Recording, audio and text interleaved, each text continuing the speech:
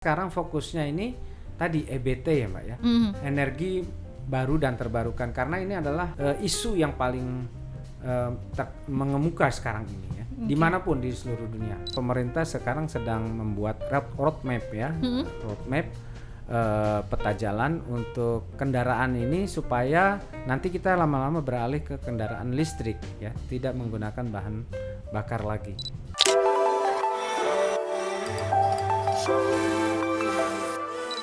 Halo Sobat Voice, apa kabar? Tentunya selalu sehat dan jangan lupa untuk bahagia.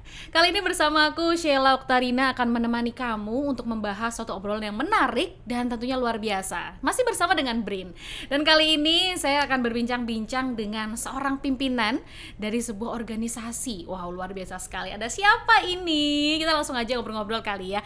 Halo, apa kabar? Baik, alhamdulillah. Alhamdulillah, baik. Sobat Voice, kali ini di depan saya ini kita akan berbincang dengan Bapak Hasnan Abimanyu. Beliau ini adalah kepala dari organisasi riset energi dan manufaktur. Betul ya. Wah, udah berapa lama Pak menjabat sebagai kepala? Ya, karena Brin ini baru juga, jadi saya diangkat pada bulan Maret 2022. Oke, ya, tahun ini berarti ini, ya. Luar biasa sekali.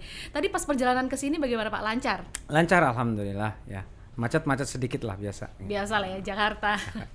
Ini kesempatan yang luar biasa ya buat kamu gitu ya Sobat Voice, untuk nanti bisa tahu pembahasan kita yang menarik dan juga luar biasa, karena pengetahuannya juga kan nanti keren akan dijelaskan sama Bapak Hasnan tentunya. Jadi jangan lupa untuk subscribe, komen, like dan juga share nanti ya, biar kamu bisa tahu semua tayangan-tayangan kita. Nah, kali ini kita akan ngobrolin tentang OREM itu sendiri ya Pak ya. Sebelumnya mungkin teman-teman Voice penasaran nih sama backgroundnya Bapak, kok bisa jadi pimpinan gitu loh, kepala riset energi manufaktur lagi. Boleh dijelaskan Pak? Ya, alhamdulillah memang saya background studinya ya, terutama S3 itu adalah energi. Ya, energi, tapi S1, S2 saya itu adalah teknik mesin dan teknik proses. Jadi ada manufakturnya juga. Jadi makanya jadi digabung energi dan manufaktur. Energi dan manufaktur. Ya, mungkin begitu ya. Tapi kalau boleh tahu nih, dulu pas menempuh jalur pendidikannya itu di mana? Ya, kebetulan S1 saya, S1 dan S2 itu di Jerman. Wow. Jadi ketika saya lulus SMA, saya ikut program Pak Habibie dulu, merekrut anak-anak SMA untuk disekolahkan ke luar negeri. Wow, ya. Keren banget. Dan saya coba, alhamdulillah dapat beasiswa ke Jerman gitu. Apakah memang dari dulu udah ada pemikiran, atau kalau bahasa zaman sekarang mungkin passionnya gitu ya, dari dulu emang suka meneliti, meriset begitu Pak? Ya betul, dulu saya dari SMA sudah berkecimpung di Elkir ya, kalau tahu ya. Apa itu? Elkir itu tempat anak-anak SMA itu meneliti, jadi karya ilmiah remaja gitu ya, karya ilmiah remaja. Berarti kalau udah Elkir itu lombanya yang dilaksanakan oleh LIPI dulu, dan salah satu peserta lomba dan juga juara itu adalah kepala BRIN sekarang. Pak LTH Handoko itu adalah peserta Elkir dulu. Wah, berarti udah kenal dari zaman dulu berarti belum ya? Kenal belum ya? Kayaknya udah zaman dulu gitu, sekarang akhirnya bareng-bareng di sini. Nah, berarti kalau Pak Hasnan sendiri ya, dulu udah sering ikut-ikut seperti itu, udah cinta sama sains berarti kan? Ya. Udah suka. Apakah nggak ada pemikiran kayak ada yang lain gitu pas selain eksak, ada nggak sih? Nggak ada sih sebenarnya ya. Cuma memang selain eksak, passion saya itu ke sejarah, jadi suka baca-baca buku sejarah. Waduh, suka baca nih ya tuh Sobat Voice. Jadi ini merupakan inspiratif sekali ya, karena dari zaman dulu beliau ini udah suka baca, dan sekarang di posisinya sekarang nih menjadi kepala gitu ya di organisasi riset energi dan manufaktur. Itu kan bukan sesuatu yang gampang ya, kayak bukan ecek-ecek juga gitu, karena kan kayaknya mikir banget, susah nggak sih Pak gitu kan? Ya begitulah, harus memikirkan tidak hanya masalah riset, tapi juga masalah SDM-nya. Ya. Berarti selain karena di bawah kita kan ada SDM periset juga ya. yang juga kita harus perhatikan. Mungkin kalau Gen Z atau milenial sekarang bahasanya kan sebagai anak-anak tuh kepo ya, karena ingin mencari tahu, pengen riset, pengen meneliti begitu ya. Tapi sebelumnya nih aku mau nawarin dulu yang ada di atas meja makan ini, ada kue-kue yang mungkin bisa disantap. Udah makan boleh. tadi Pak? Terima kasih, sudah makan tadi saya. Sudah, bener ya. Nanti aja kalau nggak nanti ya. Aja lah, boleh nanti juga silakan diminum karena ini bukan properti. Iya. Jadi ini di atas meja makan beneran makanan. Oke, lanjut lagi. Sobat Voice mungkin penasaran nih, kalau tadi udah tahu backgroundnya Pak Hasnan. Nah sekarang yang dikerjain nih Pak sepanjang karirnya Bapak, apalagi sampai di titik sekarang, itu ngapain aja sih, bisa dijelasin secara sederhana biar paham? Iya, dari awal saya selesai sekolah dulu ya, dari Jerman, pulang langsung kita meneliti. Yang melakukan penelitian di lab dan sebagainya. Kemudian saya pergi S3 ke Korea dulu ya. Jadi ke S3-nya saya ke Korea. Udah berarti bisa sedikit bahasa Korea? Ya, Cokum. Annyeonghaseyo aja bisa. Oke. Kemudian Pak? Ya, setelah itu ya dengan meneliti dan sebagainya, karir fungsional peneliti itu ya naik lama-lama naik gitu ya. Dan tahun 2008 itu setelah saya pulang dari Korea, saya diamanahkan sebagai eselon 4, kemudian naik eselon 3. Setelah itu baru tahun 2019 jadi eselon 2, dan 2022 ini baru diangkat jadi kepala organisasi riset. Dan akhirnya setelah 2022 tadi bulan tahun ini ya, tahun ini di bulan Maret gitu ya, organisasi yang Bapak pimpin ini sesuai namanya. Kalau untuk menjalani dan melakukan, tadi kan ada riset-riset juga, meneliti, dan juga nggak cuma riset tapi SDM ya yang Bapak bilang. Nah itu seperti apa Pak kinerjanya? Boleh dijelaskan, mungkin Sobat Voice kepo juga nih. Iya gitu. Betul. Ya, organisasi riset energi dan manufaktur ini salah satu organisasi riset yang besar di BRIN ini, karena di BRIN ini ada 12 organisasi riset. Ya, salah satu yang besar ini adalah OREM ini, organisasi riset energi dan manufaktur, dengan periset lebih dari 800 orang. Wow, 800 orang semua ngeriset, meneliti gitu Pak. Iya. Hebat. Dari yang muda mantap sampai banget. yang sudah senior gitu ya. Mungkin Sobat Voice ada yang penasaran juga nih, kalau nanti bisa masuk jadi periset itu harus seperti apa gelarnya atau bagaimana proses pendidikan? Ya, kebetulan BRIN sudah memberikan syarat-syaratnya. Yang pertama syaratnya adalah S3. Jadi kalau masuk BRIN sebagai periset itu adalah S3. Bukan SD, SMP, SMA ya, tapi beneran S3. Wow, jadi S1 belum bisa, harus ngambil S2 lagi, kemudian S3. Oke. Baik, setelah itu dari 800-an tadi orang yang meriset itu dibagi-bagi untuk meriset apa saja Pak? Ya, di OREM ini, di bawah OREM ini ada 7 pusat riset.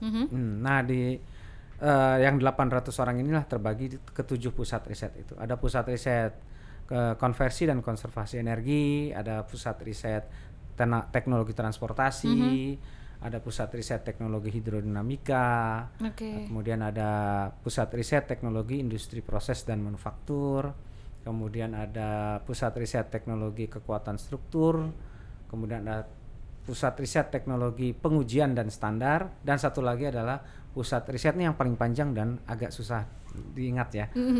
Pusat riset sistem produksi berkelanjutan dan penilaian daur hidup. Panjang ya. Aduh, tadi udah disebutin ada 7 pusat risetnya. Ini Sobat Voice penasaran nggak satu-satu? Boleh ya Bapak Hasnan menceritakan satu-satu itu Pak. Jadi dalam riset yang pertama tadi misalnya konversi dan konservasi energi itu ngapain gitu? Di konversi dan konservasi energi ini kita meriset tentang semua bentuk energi kecuali energi nuklir, karena sudah ada organisasi riset teknologi nuklir ya. Nah, selain untuk misalnya energi baru dan terbarukan selain juga energi fosil juga, tapi energi fosil yang kita ubah menjadi energi fosil yang ramah lingkungan gitu ya.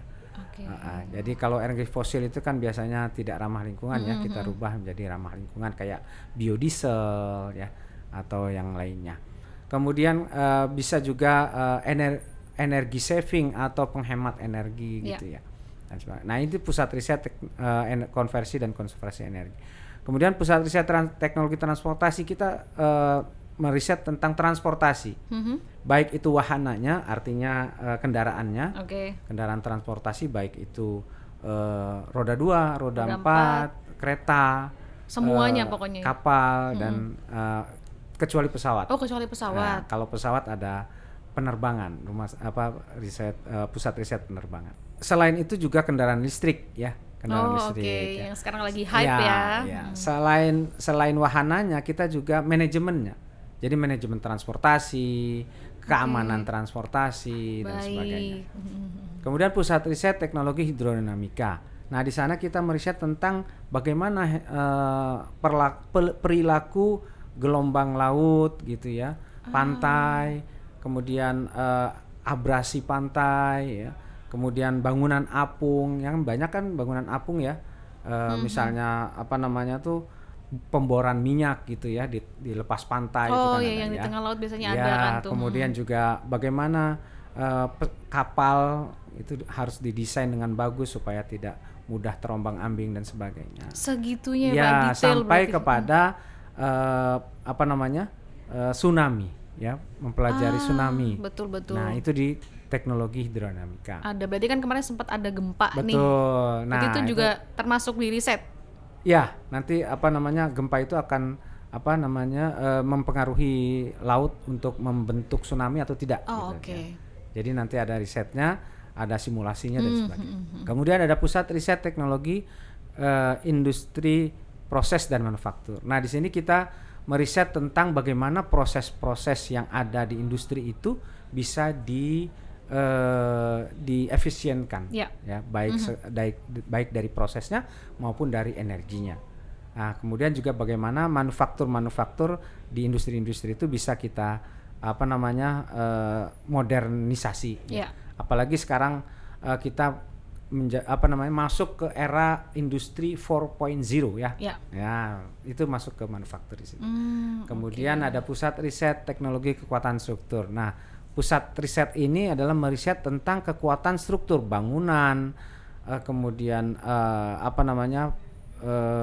pabrik-pabrik atau peralatan-peralatan ya, misalnya yang di Pertamina, kilang Pertamina dan sebagainya ya, kilang-kilang minyak dan sebagainya, itu juga kita uji untuk kekuatan strukturnya.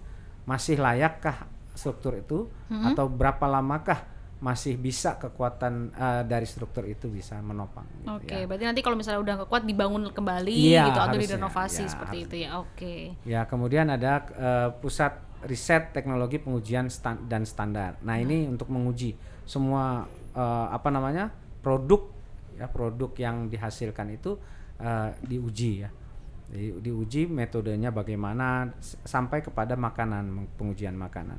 Dan juga menyusun standar-standar SNI ya begitu ya. Oh, standar nasional Indonesia itu ya. Jadi ini pengujian dan standar itu produk makanan atau produk semua produk apapun yang diproduksi lampu, helm, pakaian juga termasuk. Oh, baik. Yang perlu distandarisasi, perlu diuji. Nah, kemudian yang terakhir ini adalah yang panjang tadi nih ya. Pusat riset sistem produksi berkelanjutan dan penilaian daur hidup. Nah, ini adalah menilai bagaimana suatu produk itu ramah lingkungan atau bagaimana efeknya terhadap lingkungan dan ekonomi gitu ya. Misalnya kita membuat satu gelas misalnya, dari produk gelas ini berapa energi yang digunakan, berapa limbah yang dikeluarkan dan sebagainya, ini dinilai oleh pusat riset ini dari seluruh produk ya, termasuk vaksin misalnya atau obat ya. Wah, agak lumayan jelimet ya kalau bahasa Inggrisnya tuh, pusing gitu. Jadi memang orang yang harus benar-benar teliti untuk meneliti itu, untuk meriset ya Pak ya, karena kan memang ini untuk kita juga, untuk masyarakat Indonesia juga gitu. Nah, akhir-akhir ini kita tahu gitu ya, di seluruh negara ini kan memang membutuhkan energi. Betul. Tadi ada salah satu pusat riset yang memang meriset energi. Kecuali nuklir gitu kan, bahkan juga energi fosil.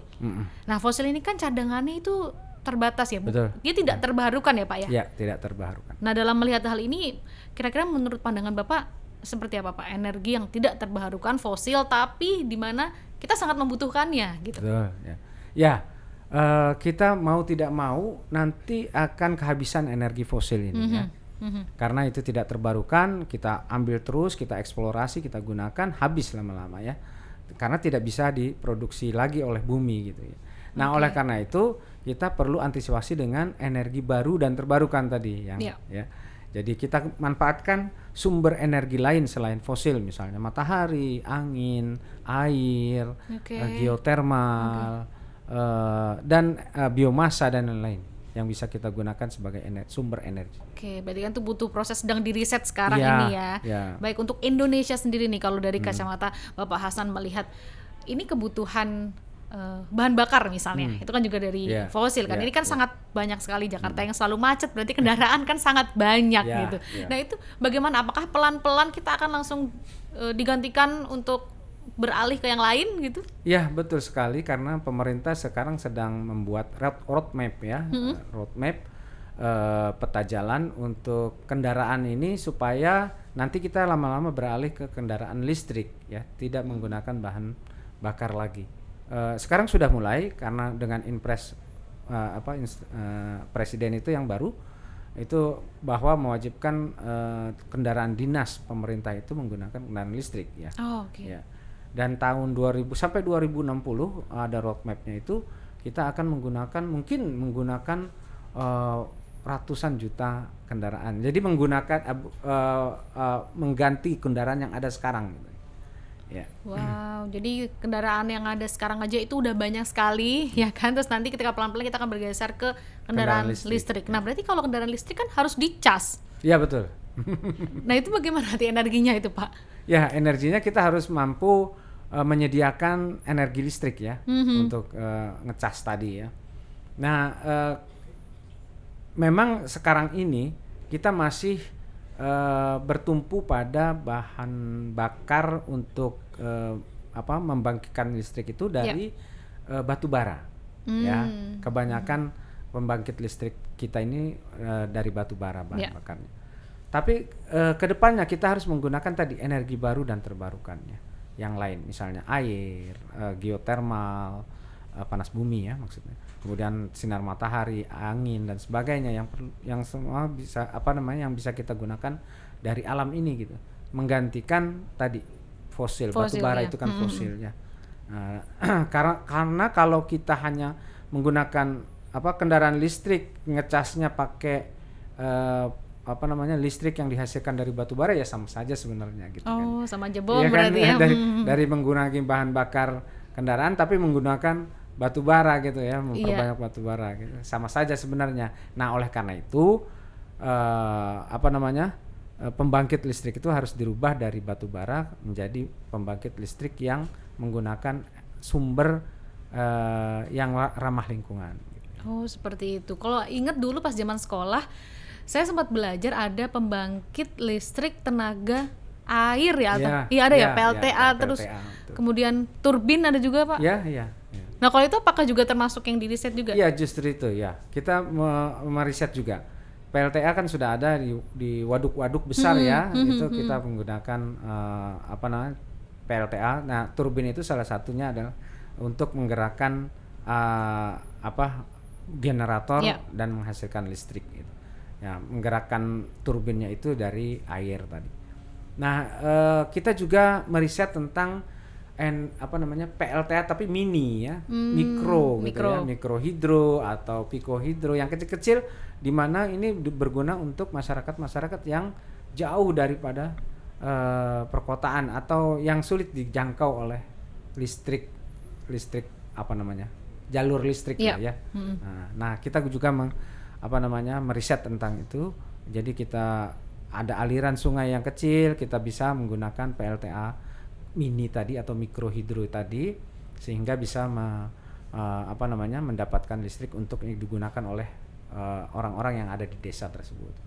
Oke, itu tadi kalau air nih agak random ya. Mungkin saya dengan kekepoan saya gitu, saya mau bertanya, Pak, kalau seandainya tadi itu air, tapi tadi kan Bapak juga sempat bilang kalau juga dari tenaga matahari, ya kan? Nah, kalau di sekarang nih di Indonesia, apalagi di akhir tahun itu kan kita hujan, matahari jarang. Nah, kalau seandainya nanti udah memanfaatkan energi dari matahari terus musim hujan itu bagaimana? Ya memang kelemahan dari pembangkit listrik tenaga surya ya, tenaga surya, tenaga matahari ini adalah tadi ketika malam ya nggak bisa ya, nggak ada ya, malam aja nggak ada matahari kan, atau mendung nggak ada matahari, ya, atau apalagi hujan gitu. Nah memang kelemahan dari pembangkit listrik tenaga surya ini adalah adanya matahari itu. Tapi kita bisa menempatkan PLTS ini di daerah-daerah yang memang matahari itu sangat terik ya, dan jarang ada hujannya gitu ya. Kan ada misalnya di Sumba ya, yang melewati NTT, garis gitu Khatulistiwa ya. Mungkin ya misalnya di Palu misalkan yang mataharinya jarang sekali hujan gitu ya, yang panas banget lah ya gitu. Atau tempat-tempat, makanya perlu di data tempat-tempat mana yang cocok untuk pembangkit listrik tenaga surya. Ngomongin matahari panas, saya jadi haus nih Pak. Boleh Pak? Silakan diminum dulu. Ya silakan. Ayo silakan minum. Ya. Baik, sekarang kita lanjut lagi ya Sobat Voice ya. Kita akan bertanya-tanya tentang riset-riset tadi yang sempat dijelaskan sama Bapak Hasnan gitu ya, oleh para peneliti di OREM yang memang terkait dengan energi manufaktur. Tadi juga sudah sempat dijelaskan sedikit gitu ya, riset-riset dari 7 pusat riset itu. Nah, kalau dari Bapak sendiri ngelihatnya 7 pusat riset ini ada nggak sih yang memang Bapak into di dalamnya dalam 7 pusat riset ini, atau memang semuanya Bapak juga suka nih? Ya, terutama karena background saya ada energinya ya saya involved di pusat riset konservasi dan konservasi energi. Nah, yang pertama tadi itu ya. Iya. Tapi saya juga ada interest tentang manufaktur gitu ya. Karena memang basic S1 saya manufaktur, maksudnya teknik mesin gitu ya. Ya. Jadi memang meneliti dan riset ke sana, belongsnya di sana. Nah, boleh diceritain nih gitu waktu dulu S1-nya, terus kemudian akhirnya S2 dan S3, dan akhirnya sekarang di posisi ini. Pernah nggak sih Bapak ada, namanya manusia lah ya, ada dong kayak aduh ngedown, tiba-tiba buntu ketika meriset sesuatu seperti itu Pak? Pernah nggak ada di titik seperti itu? Ya pasti ya. Setiap periset itu pasti mengalami hal-hal itu ya, dimana ketika dia meriset itu gagal gitu. Jadi meriset itu tidak selalu berhasil gitu, pasti ada gagalnya. Nah ketika gagal itu kita jadi merasa bingung ya, di mana kegagalan itu, apa penyebabnya dan sebagainya. Nah itulah yang kita sebagai periset, itulah yang perlu kita jawab. Kegagalan itu faktornya apa saja gitu. Bagaimana cara mengatasinya dan sebagainya. Nah itulah dunia riset di situ ya. Jadi dunia riset itu tidak hanya harus seperti pabrik ya. Kalau pabrik kan pasti jadi lah gitu ya. Buat ini jadi gitu. Sudah ada gitu alur produksinya. Tapi kalau riset tidak, belum tentu yang kita riset ini berhasil gitu. Membutuhkan waktu yang lama berarti waktu yang lama. Nah untuk berhasil itu perlu kita makanya feedback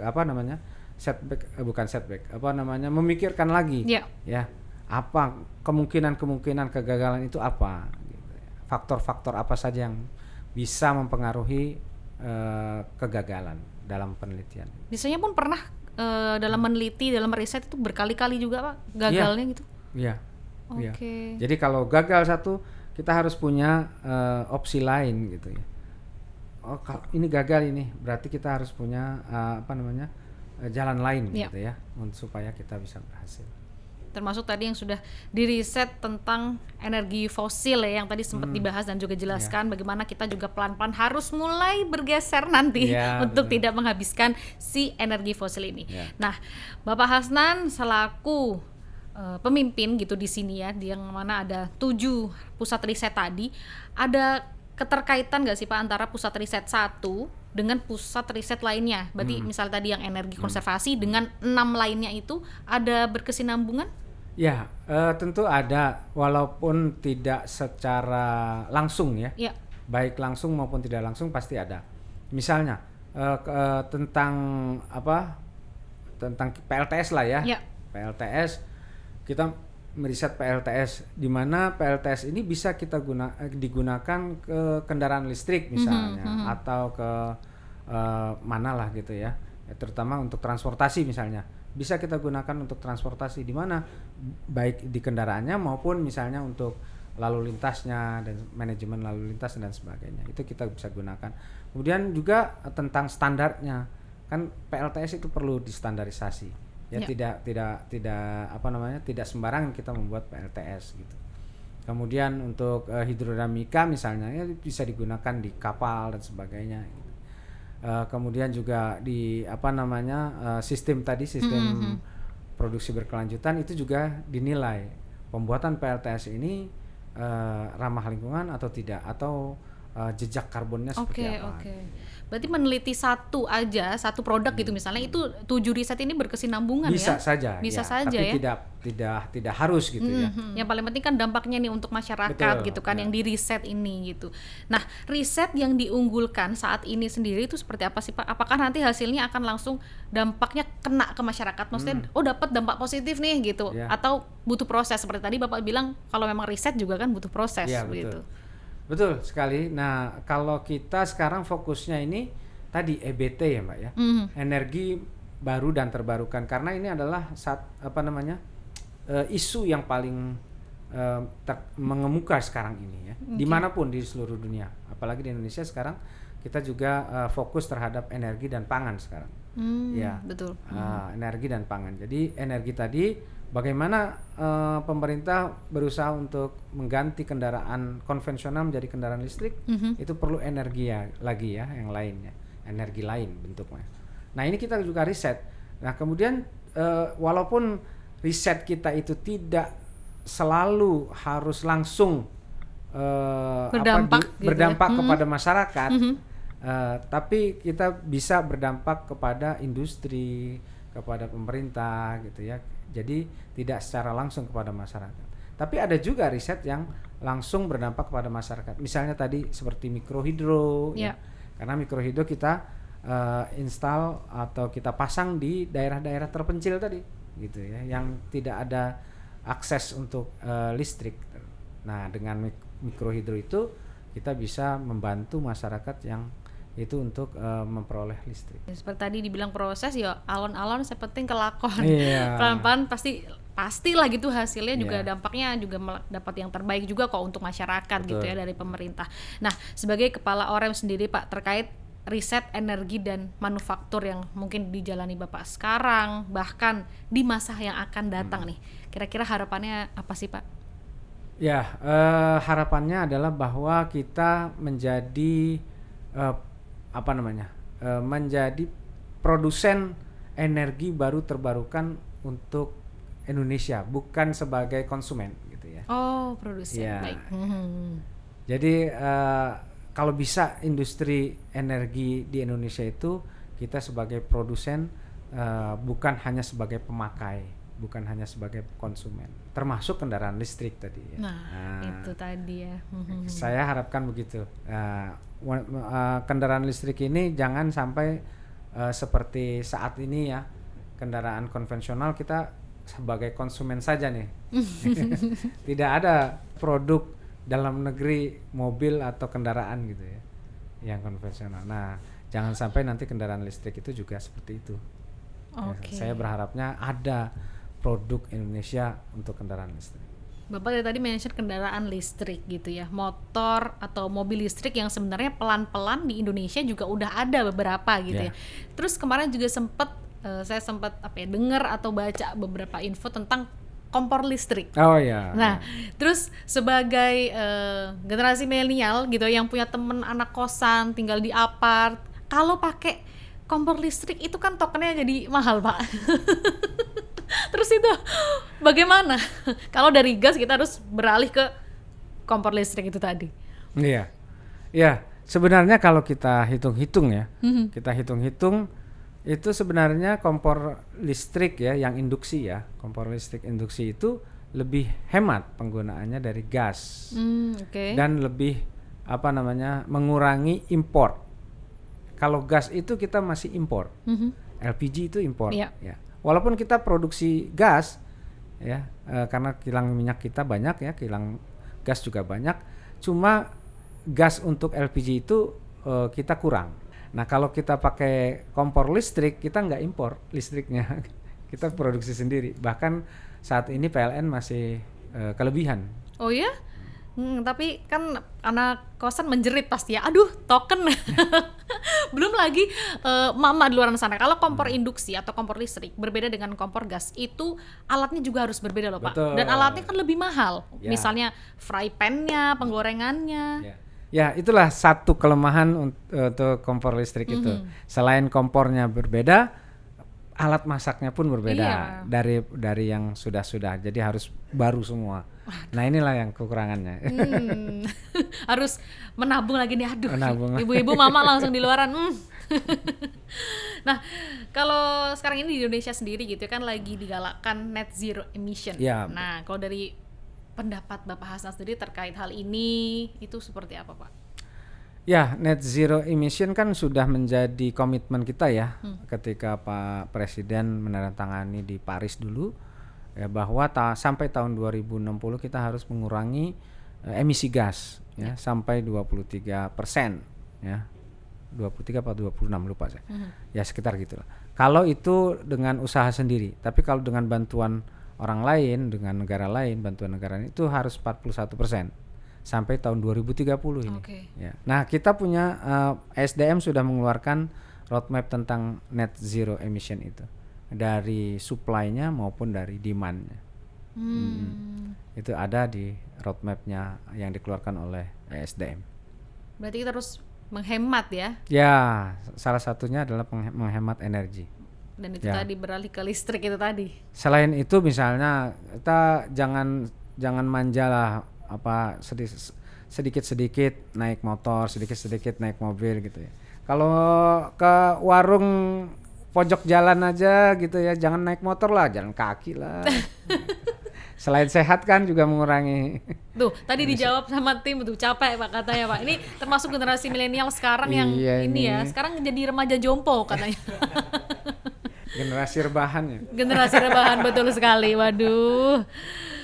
Nah, berarti kita kan harus berolahraga juga ya kalau menghemat gas itu tadi, bahan bakar kita nggak dikit-dikit naik motor atau dikit-dikit naik mobil, mengurangi kemacetan, banyak banget yang bisa kita dapatkan dari situ. Tapi juga harus capek jalan kakinya gitu tadi katanya. Kan olahraga. Iya betul. Sehat. Ya. Nah itu tadi ya. Nah kalau memang udah sampai 2060 itu tadi kita harus menghemat gitu ya dengan menggalakkan dan komitmen dari pemerintah juga terkait net zero emission. Terus pelan-pelan kita akan beralih ke energi listrik. Kedepannya apakah energi listrik ini juga ada kemungkinan bisa habis Pak? Kalau kita eksploitasi terus, kita gunakan atau bahkan mungkin seluruh dunia sudah menggunakan energi listrik. Ya itu tadi, kalau kita hanya bertumpu pada sumber energi fosil ya, yang saat ini kita masih pakai batu bara untuk memproduksi listrik, ya habis batu bara itu akan habis. Tidak sampai 200 tahun lagi gitu, habis semua gitu ya. Ini menurut perkiraan dari ahli geologi ya. Nah untuk itu kita harus mempunyai strategi menggunakan sumber energi yang tidak terbatas ya, seperti tadi angin, air, matahari kan tidak terbatas, ada terus sampai kiamat gitu. Waduh Bapak serem banget ngomongin sampai kiamat. Maksudnya memang itu yang selalu terbarukan ya, yang mana memang kita bisa gunakan terus sebagai masyarakat ini yang terus juga berkembang lah dunia ini begitu. Wow, oke, baik, luar biasa sekali pembahasannya nih ya. Sobat Voice gimana? Sudah tercerahkan? Sudah mengerti juga tadi ya, ada 7 pusat riset yang memang diketuai oleh beliau sebagai pimpinan OREM gitu ya. Dan sekarang mungkin kita nggak usah kaku-kaku lagi Pak bahasnya Pak, kita jawatan. Jawatan ini adalah jawab cepetan. Jadi saya mau men-challenge Bapak Hasnan ini untuk menjawab dengan cepat. Siap. Ada 2 pilihan gitu misalnya ya. Kalau misalnya disuruh pilih bensin atau solar? Bensin. Kenapa Pak? Bensin lebih maksudnya lebih cepat gitu ya dalam operasionalnya, tidak menunggu lama. Baik. Itu nanti Bapak jawabnya nggak boleh lebih dari 2 detik ya, harus cepet ya. Habis itu nanti bisa diceritain gitu alasannya kenapa Bapak memilih ini. Baik, kita mulai ya sekarang ya. Spot Voice juga boleh ya, siap-siap nih kita akan challenge Bapak Hasnan. 3, 2, 1. Keluarga atau pekerjaan? Keluarga. Musik atau film? Film. Working atau healing? Healing. Hutan atau pantai? Hutan. Energi fosil atau energi listrik? Listrik. Tinggi atau pendek? Tinggi. Besar apa kecil? Besar. Udah agak mikir ya. Udah agak mikir ya. Oke, kita akan bahas. Kalau tadi Bapak Hasan menjawab keluarga atau pekerjaan, Bapak memilih keluarga. Keluarga. Sedangkan pekerjaan Bapak ini kan penting banget Pak untuk masyarakat. Kenapa Pak memilih keluarga? Gini, keluarga itu tempatnya kita berkeluh kesah. Ya. Kemudian tempatnya kita itu dirawat ya. Dirawat. Artinya kalau kita sakit pasti keluarga yang menanggung akibatnya, atau keluarga itu yang berusaha supaya kita cepat sembuh, sehat dan sebagainya. Support juga ya, betul, tempat untuk pulang. Tapi kan kalau ngelihat pekerjaan Bapak yang sangat luar biasa ini, waktu untuk keluarga apakah masih bisa untuk liburan bareng gitu? Ya diusahakan gitu. Wah. Ya, diusahakan. Mantap ini, tepuk tangan ya dong. Ini harus dicontoh ya untuk para kepala keluarga, untuk calon suami juga, cowok-cowok nih kalau mengutamakan keluarga atau seseorang yang dikasihinya itu harus lebih penting gitu. Oke, next tadi musik atau film? Bapak memilih film. Bapak suka nonton film? Ya, saya ini seorang sufi. Wow. Suka film. Sufi, suka film. Genrenya apa Pak? Genrenya action biasanya. Wah, suka. Kalau nggak action, story gitu ya. Ya pokoknya mengenai sejarah lah gitu. Tuh kan tadi memang ketertarikannya sejarah, Ya, jadi betul. suka ya tentang history begitu. Nah, kalau action ada nggak sih film yang memang melekat di ingatan Bapak suka, atau aktornya siapa? Saya suka aktornya tuh siapa tuh? Jackie Chan. Kalau dulu saya emang senang Jackie Chan. Ah. Bruce Lee waktu SMA ya, SMP SMA itu Bruce Lee, Jackie Chan ya. Sekarang ini yang Matt Damon ya. Matt Damon ya. Yang James Bond itu. Ya. Nah, ini juga nyambung nih ya di pertanyaan jawatan yang tadi, working atau healing. Milihnya healing dong ya. Kerjaan udah banyak. Tadi juga ini berkesinambungan, memilih keluarga, suka film, suka healing. Jadi pasti sempet ya menyempatkan waktu untuk healing biar nggak stres. Kalau zaman anak sekarang kena mental, makanya butuh healing katanya. Biasanya healing kemana Pak? Biasanya kita ke tadi hampir sama dengan pertanyaan yang hutan atau pantai ya. Oke. Tapi bukan hutan sih sebenarnya, pegunungan, gunung-gunung gitu. Yang tumbuh-tumbuhannya. Gunung-gunung ijo-ijo ya. Bisa refreshing. Walaupun pantai juga suka. Gitu. Waduh. Tapi kan harus milih tadi. Benar. Lebih baik pantai yang ada gunungnya, ada nggak sih? Nah, itu. Itu ya. Bisa sekalian ya? Bisa sekalian. Betul. Tadi nyambung juga ya akhirnya ya, healing. Terus Bapak sukanya hutan atau pantai? Iya.